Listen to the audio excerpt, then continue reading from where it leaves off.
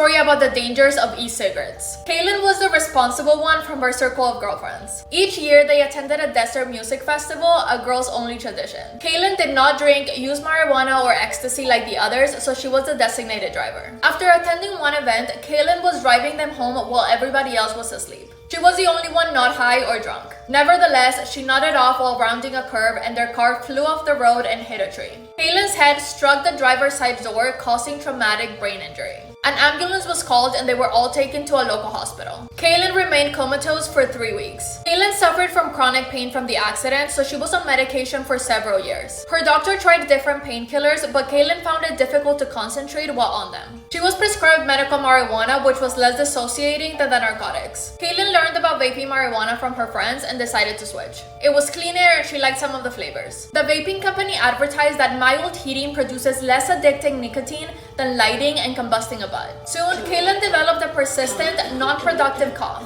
She also labored and irregular breathing. When it worsened, she went to the ER. A chest x-ray showed ground glass opacity, dense areas that do not obscure her pulmonary circulation. It was an abnormal finding that is not associated with air pollution or smoking, but is seen in lung cancer patients and those with COVID-19 infections. Kaylin was admitted to the ICU where she was intubated and ventilated. She was treated with antibiotics, bronchodilators, diuretics, glucocorticoids, and as a last resort, given extracorporeal membrane oxygen. This is a device that pumps blood outside of the body where it is oxygenated and then returned to her circulation. None of these approaches worked and she passed away. An autopsy was ordered. The pathologist obtained a bronchoalveolar lavage fluid sample and sent it to the lab. Using mass spectrometry, the sample was positive for vitamin E. A key scientific study showed that the acetate form metabolizes to a highly toxic substance. The pathologist noted her history of vaping, the absence of any other environmental exposure, and no medical history of asthma or other lung diseases. So he wrote, cause of death, EVALI. This stands for e-cigarette or vaping use associated lung injury. The legalities of THC vaping varies from state to state. The FDA has issued warnings about tobacco and THC associated vaping. This has led to a sharp decline of use among young adults,